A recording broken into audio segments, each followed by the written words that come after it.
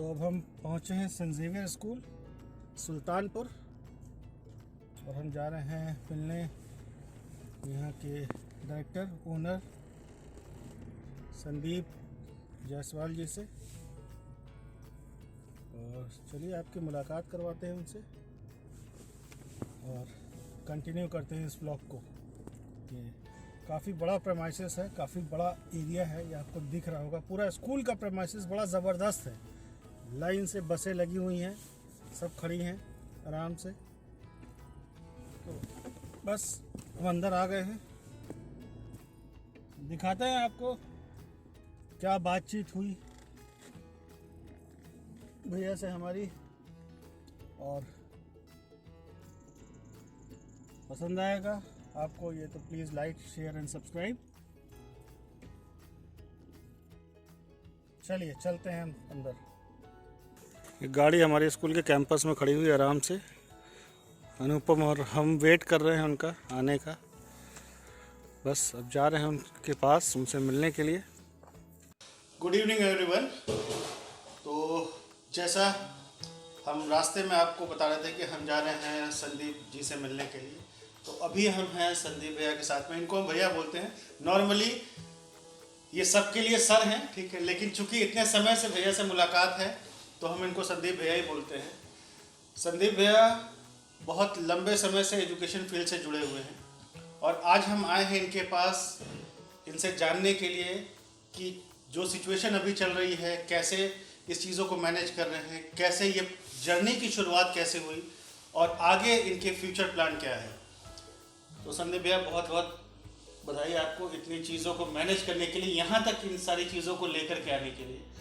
और ये कभी इतने सालों में मेरे ख्याल से 15 साल 20 साल हमें हो गए आपसे मिलते हुए, लेकिन कभी ये मौका नहीं मिला कि आपसे ये पूछ सके कि कैसे इस चीज़ों की शुरुआत हुई थी और कैसे यहाँ तक पहुँचे। देखिए, मैं तो सेकेंड जनरेशन हूँ। मुझे तो education as a profession, being an educationist, ये लेगेसी में मिला है। इसकी शुरुआत हमारे बड़े पापा 1963 में उन्होंने किया था बिहार में। इस ऐसे वक्त में जब इंग्लिश मीडियम एजुकेशन अपने नॉविस स्टेज में था, बहुत ज़्यादा स्कूल, प्राइवेट स्कूल्स हुआ नहीं करते थे, एजुकेशन के सेंटर्स बहुत कम हुआ करते थे। तब उन्होंने ये महसूस किया होगा अपने एजुकेशन लेते वक्त कि शायद बिहार जैसे राज्य में संस्थाओं की आवश्यकता है। और मैंने उनको 99 में ज्वाइन किया है और तब से लेके अब तक लगभग 22 साल मुझे स्कूल प्रबंधन में हो गया है। और मेरी शुरुआत तो वैसे नेपाल से हुई थी। मैंने जो अपने खुद से जो मैंने स्कूल स्टैब्लिश किया था वो सबसे पहला स्कूल नेपाल में किया था, जनकपुर धाम में और वीरगंज में। और उसके बाद जो है मैं तब से कार्यरत हूँ और मुझे लगता है कि मैंने इन 22 वर्षों में लगभग 40-45 स्कूलों की स्थापना की है या उनमें सहयोग किया है स्थापित करने में। मतलब 40-45, मतलब जस्ट डबल जितना टाइम आपको इस फील्ड में जी, कभी किसी वर्ष में तो 4-4, 5-5 विद्यालय स्थापित किए गए हैं और लगातार लगे रहे हैं हम लोग। हमारे जीवन में सुबह उठने से लेकर सोने तक बस संस्था स्कूल ही रहता है। तो यही 22 वर्षों का हमारा जर्नी है। और सबसे अच्छी चीज़ ये है कि सारे स्कूल सेंट ज़ेवियर्स के नाम से है। हाँ, इक्का दुक्का दूसरे नाम से भी हैं, जैसे कि हमारा एक विद्यालय है अमेठी में जिसका नाम सेपियन स्कूल है। अच्छा। अदरवाइज सारे स्कूल जो है वो सेंट ज़ेवियर्स के नाम से। और 2003 से मैं 2002 से बल्कि यूपी में ही हूँ, तो इसलिए आपको जब से मैं आपके संपर्क में हूँ तब से आपको ऐसा लगता है कि मैं वरना पिछले 18 साल 20 सालों से। तो भैया जो अब करंट सिचुएशन जैसी अभी चल रही है, कोविड की वजह से स्कूल्स बंद हैं और ऑनलाइन क्लास मैनेज करना पड़ रहा है। आपने कई जगह ऐसी जगह स्कूल खोला है जहाँ पे एकदम रिमोट एरिया है, तो वहाँ पे कैसे मैनेज कर पा रहे हैं, मतलब टीचर्स के लिए? देखिए, कोविड तो किसी ने सोचा नहीं था कि ऐसा कुछ भी हो सकता है। कोविड जैसी चीज़ की परिकल्पना तो थी नहीं। हमने अपने सपनों में भी नहीं सोचा था कि ऐसा वक्त आएगा जब पूरा एक सत्र जो है लगभग बच्चे स्कूल नहीं आएंगे। मेरे स्कूल हर तरह के शहर में हैं। अगर वाराणसी में है, मिर्ज़ापुर में है, आजमगढ़ में है, सुल्तानपुर में है, तो छोटे शहरों में भी है, दोस्तपुर में है जी, गोसाईगंज में, मतलब छोटे शहरों में भी है। तो बसखाली में है, दोस्तपुर में है, घोसी में है, तो हर तरह के शहर में है। अच्छे बड़े शहर भी हैं, छोटे शहर भी हैं। देखिए, मैं आपको बताऊं कि स्कूल 13 मार्च को बंद हो गया था और मैंने 23 मार्च को ऑनलाइन क्लासेस की शुरुआत कर दी थी, जबकि अभी पूरा भारत बंद नहीं हुआ था। बिल्कुल सही बात है। हमने किया क्योंकि मैं ये कहूँगा कि ये पहले से एहसास था कि अगर ये कंटिन्यूड होता है, क्योंकि पैंडेमिक में, क्योंकि मैं देख रहा था, न्यूज़ में पढ़ भी रहा था कि विदेशों में कंप्लीट लॉकडाउन हो रहे हैं जी, तो अगर लगा कि 1-1.5 महीने अगर लॉकडाउन होती है तो पढ़ाई का काफ़ी नुकसान हो जाएगा। और हम लोग जनरली सेशन जो है 20-22 मार्च तक स्टार्ट कर देते हैं नए सेशन। तो हम लोगों ने फिर नए सेशन जो है 23 मार्च से स्टार्ट होनी थी और हमने ड्यू डेट को सेशन स्टार्ट भी किया, लेकिन वो ऑफलाइन ना करके ऑनलाइन किया था। उस समय हम लोगों ने गूगल मीट से, व्हाट्सएप वीडियो से, और प्लस जो है क्या कहते हैं, जूम नया उस समय पता चला था, तो हमने जूम का भी इस्तेमाल किया था। 1 हफ्ते 2 हफ्ते बाद जब माइक्रोसॉफ्ट टीम और गूगल मीट के बाद जूम का भी इस्तेमाल किया। फिर काफ़ी सारे हमने मीटिंग्स भी ली, टीचर्स को भी ट्रेन किया। मैं कहूँगा कि ये पैंडेमिक जो है has been a period, though it has been very challenging, but it's a period of learning for everybody. Everybody has learned. Parents have learned. Teachers have learned. We have learned. We have been learning through this pandemic. और मुझे लगता है कि जो शायद फासला हम लोग डिजिटली 2 साल 3 साल में तय करते, वो हमने महीनों में तय किया। और ये एक अच्छी बात जो कोविड से निकल के आई है। और हमारे शिक्षकों ने भी बहुत मेहनत करी। उन्होंने PDF फाइल बनाना सीखा, उन्होंने स्कैन करना सीखा, उन्होंने वीडियोस बनाना सीखा, वो लाइव जाना सीखा, ऑनलाइन करेक्शन करना सीखा, कंप्यूटर इस्तेमाल करना सीखा। बहुत लोग, बहुत बेसिक नॉलेज थी उनकी, पर उन्होंने कोशिश करी, बहुत मेहनत करी। मुझे लगता है कि ऑफलाइन जितना हो सकता था पढ़ाई में करते हैं वो लोग, उससे कई गुना ज़्यादा मेहनत करी, सैक्रिफाइस किया और अपने बच्चों को जितना हो सके उतना देने की कोशिश की है। इस बात की बहुत बहुत खुशी है मुझे कि हम लोगों ने बहुत सीखा है, बहुत कुछ हम लोगों ने ऑनलाइन किया है। तो टेक्नोलॉजी का जितना इस्तेमाल हो सकता था, क्योंकि सोशल डिस्टेंसिंग था, तो स्कूल बच्चे आ नहीं सकते थे, टीचर स्कूल नहीं जा सकते थे, अभी हाल तक तो टीचर भी नहीं जा पा रहे थे। तो इन सभी परिस्थितियों में हम लोगों ने जितना हो सका है टेक्नोलॉजिकल व्हीकल का इस्तेमाल करके पूरी करने की कोशिश करी है और सीखा है, बहुत सीखा है पैंडेमिक में, और ऑनलाइन एजुकेशन देने का प्रयास किया है। फिर हम लोगों ने डुअल अप्रोच अपनाया और ऑनलाइन एजुकेशन के साथ हम लोगों ने करेक्शंस के लिए कॉपी कलेक्शंस शुरू कराए, ऑफलाइन करेक्शंस किए, ऑफलाइन जो वर्क मॉड्यूल्स थे या असाइनमेंट्स थे उसके पैकेट्स बना करके टीचर्स ने तैयार कराए, फिर बच्चों को डिलीवर कराए, वर्कशीट्स डिलीवर कराए, वो करके उन्होंने सबमिट किया। तो काफ़ी सारी चीज़ें हम लोगों ने की जो कि हम लोग ऐसे शायद ना करते, लेकिन इस पैंडेमिक में ज़रूरत के हिसाब से जो भी हमें जिस तरह से भी हमें एडजस्ट करना था, जिस तरह से भी हमें क्या कहते हैं, परिस्थितियों को के अनुरूप अपने आप को ढालना था, हमने ढाला। और उसमें सबका प्रयास सराहनीय है, चाहे वो प्रिंसिपल हो, टीचर्स हो, सभी ने बहुत मेहनत करी। शायद इसकी वजह से काम भी उनका बढ़ गया था। लेकिन एक और चैलेंज, ऑनलाइन हम गए लेकिन हम एक बात भूल जाते हैं कि अभी हमारे देश में इंटरनेट पेनिट्रेशन अभी भी लो है। और बहुत सारे ऐसे पेरेंट्स हैं जो कि डी ग्रेड सिटीज़ में, जो कि इकोनॉमिकली बहुत केपेबल नहीं है, बहुत मेहनत से अपने बच्चों को प्राइवेट स्कूल्स में पढ़ाते हैं, फीस भरते हैं। उनके पास अभी भी बहुत केपेबल स्मार्टफोन्स नहीं है, इंटरनेट कनेक्टिविटी नहीं है, नेटवर्क नहीं है, तो उनके साथ चैलेंजेस रही हैं। और लास्ट माइल जो कनेक्टिविटी है या लास्ट माइल जो हमारा जो स्टूडेंट से कनेक्शन था, उसमें ऐसे शहरों के स्कूलों में काफ़ी परेशानियों का सामना करना पड़ा है। बहुत सारे ऐसे ब्रांचेस भी रहे हैं जहाँ पे लोगों ने इस बात को महत्व नहीं दिया, या पेरेंट्स ने इस बात को महत्व नहीं दिया कि बच्चों को स्कूल ऑनलाइन कराना चाहिए, क्योंकि उन्होंने सोचा कि ऑनलाइन क्या होगा, क्या उससे क्या फ़ायदा होगा। उन्होंने ज्वाइन ही नहीं किया, बल्कि ज्वाइन करने पे अपने आप को बाहर भी कर लिया। तो बहुत सारी समस्याएं रही हैं, हमने बहुत कन्विंस करने, हमारे टीचर्स ने बहुत कन्विंस करने की कोशिश करी है, लेकिन ओवरऑल मैं कहूँगा कि जो बड़े शहर के स्कूल्स थे उसमें पेरेंट्स का भी सहयोग रहा है, कुछ हद तक नहीं भी रहा है, लेकिन जो भी था, जो भी स्कूल की तरफ से हो सकता था वो हमने प्रयास किया। बट क्योंकि अब जैसे अगर ऐसे सोच रहे हैं कि अभी 2-4 महीना नहीं कराना है बच्चों को या 6 महीना नहीं कराना है, बट जब बच्चे 1 साल बाद मेरे ख्याल से दोबारा आएंगे तो उनको फिर जीरो से ही शुरुआत करनी पड़ेगी, क्योंकि 1 साल का गैप बहुत बड़ा होता है और छोटे बच्चों को समझाना और सिखाना, फिर से उनको बैठने की आदत डालना, वो भी बहुत डिफिकल्ट होगा मेरे ख्याल से आने वाले टाइम पे। थोड़ा देखिए, स्कूल को फिर से री इनिशिएट करना उनके लाइफ में, ये तो एक चैलेंज आएगी, ये तो वो तो परिस्थिति बनी हुई है। जब भी हम शुरू करेंगे फिर से, अभी ऐसा लगता है कि कभी ऐसा हम लोगों ने सोचा नहीं था कि लगता है कि यही नॉर्मल है। अभी तो ये एहसास हो रहा है कि जो चल रहा है यही नॉर्मल है, क्योंकि इसकी आदत हो गई है हमें। जो आदत थी वो अब आदत है नहीं। तो वो बच्चों के साथ भी ऐसा ही, उनको लग रहा है कि यही नॉर्मल है, घर में बैठे हैं यही नॉर्मल है, ऑनलाइन पढ़ रहे हैं यही नॉर्मल ये नहीं है, ये तो परिस्थितियां इसलिए ये नॉर्मल है। तो ये री इनिशिएट होगा, उनके लाइफ में होगा, तब तो वो उनको आदत बनानी पड़ेगी। शिक्षा पद्धति जो अपनाई हुई है अभी जो चल रही है, वो हमारी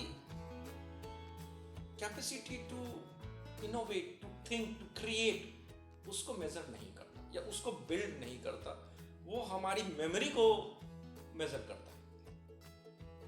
रोट मेमोराइजेशन, रोट लर्निंग को प्रमोट करता है। हमारा शिक्षा जो है सिस्टम है, अभी एजुकेशन सिस्टम अच्छा बुरा जो भी ये चल रहा है उससे भी कुछ फायदा हो ही रहा है, लेकिन वो एग्जामिनेशन बेस्ड है। बिल्कुल सही बात है। हम पढ़ाई करते हैं एग्जाम देने के लिए, सीखने के लिए।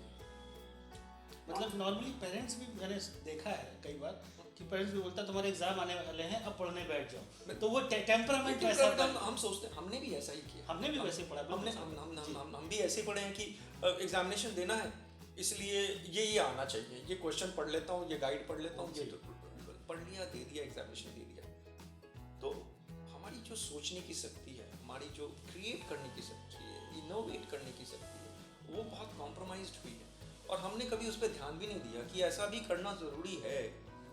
तो अगर नेशनल एजुकेशन पॉलिसी आई है तो मैं ये कहता हूँ कि बिल्कुल एग्जामिनेशन बेस्ड सिस्टम नहीं होना चाहिए, लेकिन ये कितना बदलेगा इसका अभी कोई निश्चित रूपरेखा दिख नहीं रहा, क्योंकि मैं ये समझता हूँ कि किसी भी सिस्टम को इम्प्लीमेंट करने के लिए आपके पास इंफ्रास्ट्रक्चर चाहिए, रिसोर्स सेंटर्स चाहिए, ट्रेनिंग चाहिए। इंफ्रास्ट्रक्चर जो है नेशनल एजुकेशन पॉलिसीज के साथ मुझे लगता है कि रिसोर्स सेंटर्स भी बिल्डअप होने चाहिए। देखिए, सीसी भी अच्छी कंसेप्ट थी, लेकिन हमने क्या किया, विदेशों से कॉपी किया, उसको यहाँ पेस्ट मार दिया, कॉपी पेस्ट मारा। हमने ये उसके ऑब्जेक्टिव्स नहीं देखे कि बेसिकली सीसी का ऑब्जेक्टिव क्या है, गोल क्या है। हमने ट्रेन नहीं किया, ट्रेनर्स को ट्रेन नहीं किया, रिसोर्सेज बिल्ड नहीं किए, तो सक्सेसफुल कैसे होगा। उसी तरह से नेशनल एजुकेशन पॉलिसी के लिए भी रिसोर्स सेंटर चाहिए, हमारे जो ट्रेनर्स हैं वो ट्रेंड होने चाहिए। ठीक है, मैं ये तो मानता हूँ कि हमने जो ये बांध रखा है एजुकेशन सिस्टम को, इसको फ्री करने की जरूरत है। सिर्फ स्कूल एजुकेशन की बात नहीं कर रहा हूँ, स्कूल एजुकेशन के बियॉन्ड भी आप देखिए, विदेशों में work, leisure and learning, they all are intertwined. आप काम भी कर लेते हैं, आप छुट्टी भी मना लेते हैं, आप पढ़ भी लेते हैं, आप सीख लेते हैं, तो इट इज ऑल इंटरवाइंड। तो हम क्यों फोर्स करें कि नहीं बस तुमको ये पढ़ना है और एक ही साल में पढ़ना है? क्यों भाई, अगर मेरी कैपेसिटी 6 साल में पढ़ने की, हम 6 साल में पढ़ेंगे, और अगर हम 2 महीने में सीख सकते हैं तो हमको 1 साल क्यों देना है? तो आप देखिएगा फ्यूचर में examination on demand, open schools, innovation schools आएंगे। अगर नेशनल एजुकेशन पॉलिसी सक्सेसफुल होती है तो इनोवेटिव स्कूल का कंसेप्ट भी आएगा, जहाँ पे क्यूरिकुलम बाउंड नहीं किए जाएंगे कि आपको यही पढ़ाना है, ऐसे ही पढ़ाना है, इतने वक्त में ही पढ़ाना है, ऐसे टेस्ट करना है। No, you free, let every child is different and everybody has got capacity to learn at a different pace. हो सकता है आप मैथ जल्दी सीख लेते हैं और मैं ज्योग्राफी, तो मैं ज्योग्राफी जो आप 1 साल में सीखेंगे मैं 3 महीने में सीख लूँ, तो मैं 1 साल क्यों वेस्ट करूँ? और आप मैथ 3 महीने में सीख लेंगे तो आप 1 साल क्यों वेस्ट करें? और मुझे मैथ सीखने में 1 साल लगेगा, नहीं 2 साल लगेगा, तो let me have my own pace math. तो नेशनल एजुकेशन पॉलिसी इन सब चीज़ों से भी स्टूडेंट्स को फ्री करना चाहिए। टीचिंग लर्निंग प्रोसेस को फ्री करने की ज़रूरत है, लेकिन इसको फ्री करने का मतलब, इतना फ्रीडम देने का मतलब ये है कि केपेबल लोग होने चाहिए, रिसोर्सेज होने चाहिए, इंफ्रास्ट्रक्चर होनी चाहिए, हमारा सिस्टम वैसा बने, उसके लिए ट्रेनिंग हो। इम्प्लीमेंटेशन में मुझे लगता है जितने भी स्टेक होल्डर्स हैं, right from teachers to parents to students to educationist to government to all training machineries जो थिंक टैंक है इंडिया की, उनको सहभागिता देनी चाहिए और उनको उसके बारे में सोचना चाहिए कि हम फ्यूचर एजुकेशन जो इंफ्रास्ट्रक्चर है इंडिया में कैसा बिल्टअप करना चाहते हैं और उसके इम्प्लीमेंटेशन में कहाँ कहाँ हमें देखने की ज़रूरत है। अगर उस पर ध्यान दिया जाएगा तो मुझे लगता है कि बहुत बेहतर हो सकता है और हम शायद अपने स्कूलों में भी इनोवेशन होता हुआ देखें। और हम तो चाहते हैं कि बच्चे जो है अपने प्राइमरी में लाइफ स्किल्स, एडोलेसेंस में लाइफ स्किल्स, टीन्स में वोकेशन और 20s में वो एंटरप्रेन्योर्स बने। अभी हमारे गेट से कोई क्यों नहीं निकलता जो कि फेसबुक बना दे? हमारे स्कूलों से, स्कूल में पढ़ते हुए बच्चे अगर माइक्रोसॉफ्ट क्रिएट कर दे तो अब बुरा क्या है? Why you need a PhD man when if a student of class 12 can create a organization like Microsoft? Why not? Why not? So life skills in adolescents, vocation in teens, and entrepreneurs by 20s. This should be the goal. And just we have to free them to innovate, to think, to create, not bound them. सबको सब कुछ हम लोगों ने बना दिया। घोड़े, हाथी, मछली, शेर, चूहे, बिल्ली सब एक ही रेस में दौड़ रहे हैं। Let them be what they are. If I am an elephant, let me behave like an elephant. Let me learn the skill which is required for an elephant. If I am a fish, give me water, man. I want to swim. Isn't it? That's really true. मतलब ये बहुत innovative type की thinking है कि भाई हम सबको एक ही तरीके से एक ही डायरेक्शन में ले जाने की कोशिश है, which is not possible. आप किसी से भी पूछो, उनके पास, आप किसी भी पेरेंट्स से पूछो कि आपका बच्चा क्या करेगा, उनके पास 3 प्रोफेशन होगा।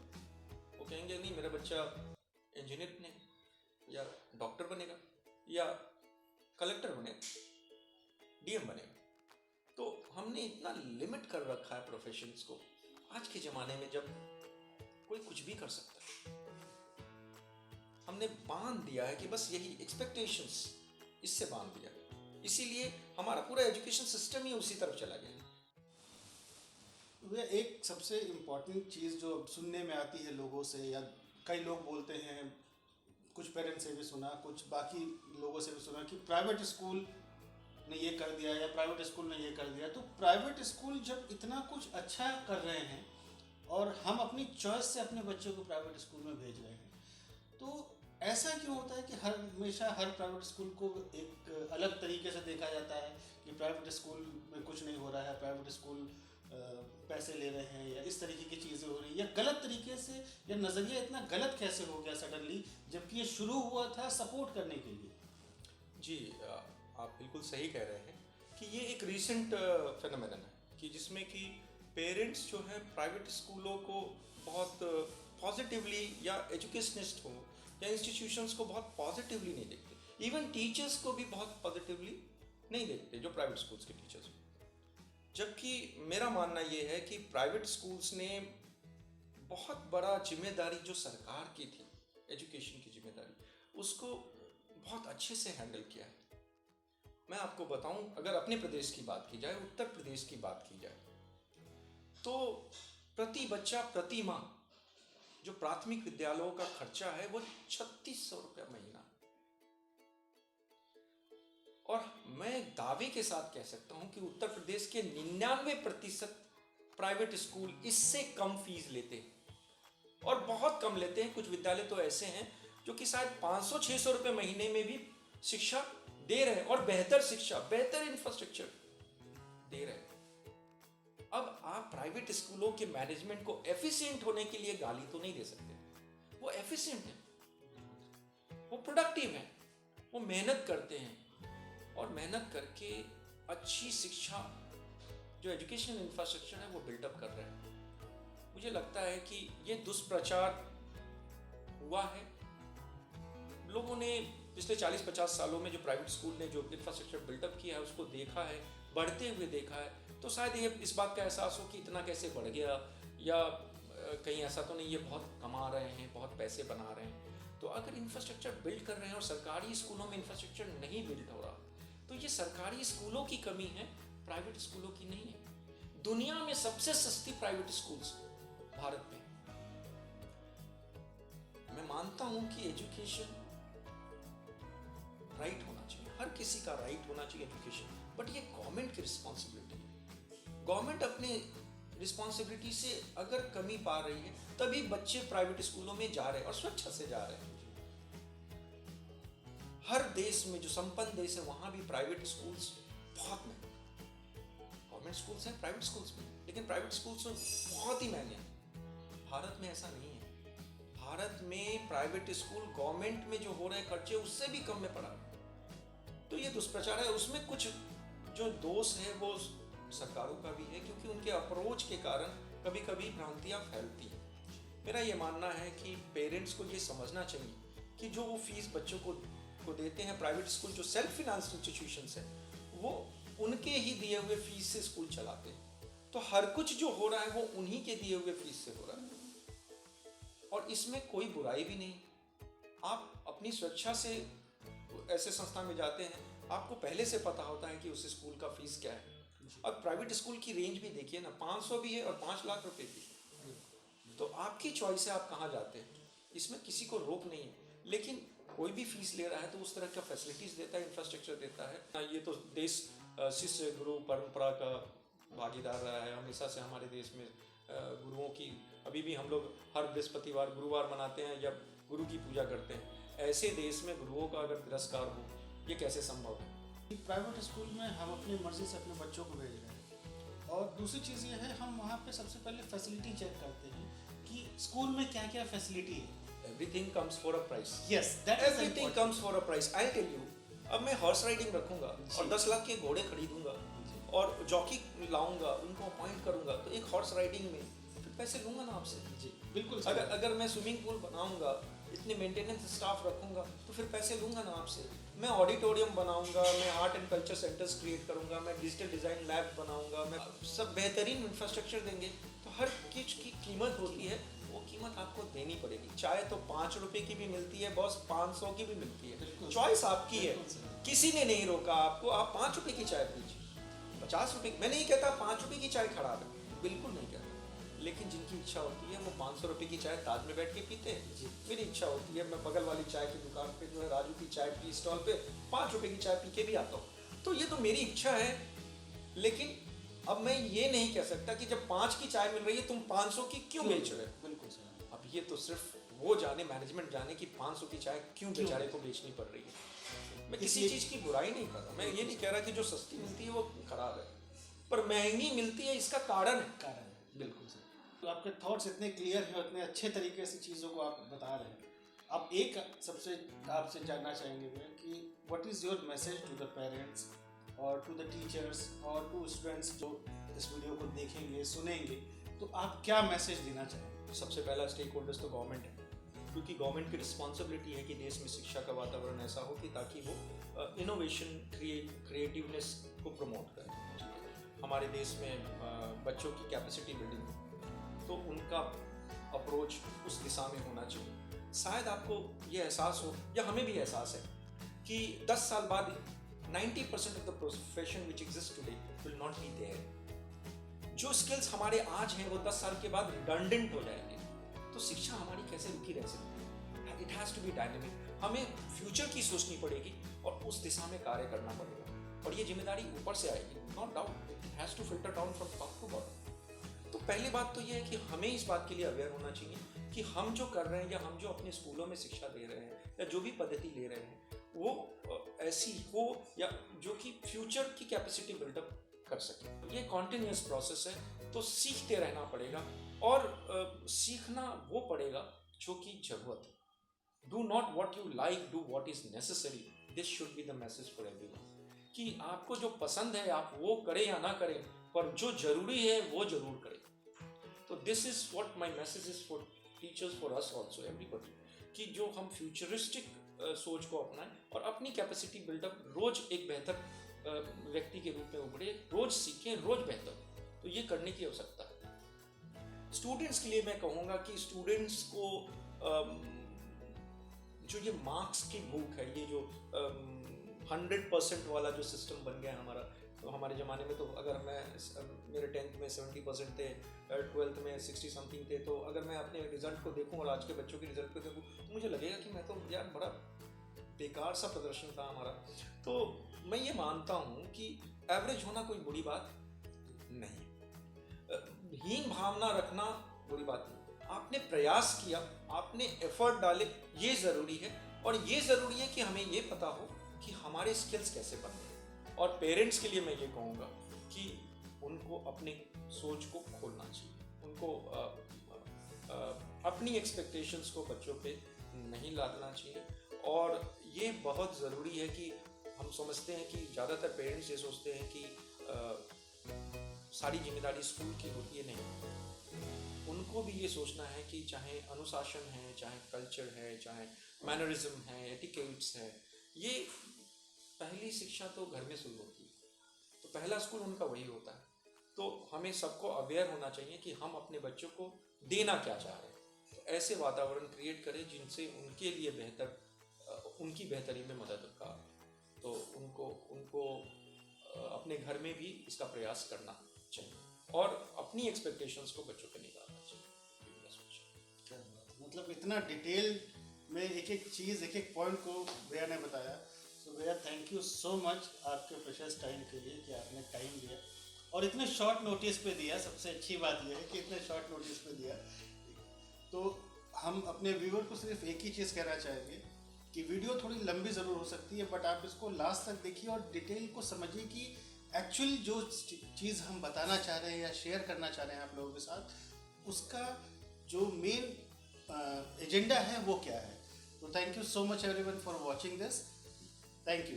बस अब हम मुलाकात करके निकल रहे हैं भैया से और बहुत अच्छा डिस्कशन हुआ भैया के साथ में, जो आप आने वाले टाइम पे वीडियो में देखेंगे। So thank you so much everyone for your support.